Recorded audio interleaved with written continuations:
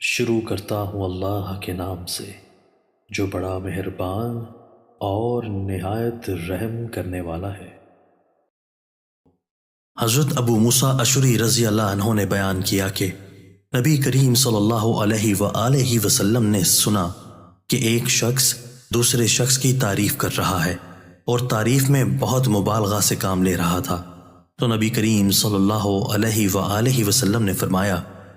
کہ تم نے اسے ہلاک کر دیا، یا یہ فرمایا کہ تم نے اس شخص کی کمر کو توڑ دیا۔ حضرت ابو ہریرہ رضی اللہ عنہ سے روایت ہے کہ نبی کریم صلی اللہ علیہ وآلہ وسلم نے فرمایا کہ تم قیامت کے دن اللہ کے ہاں اس شخص کو سب سے بدتر پاؤ گے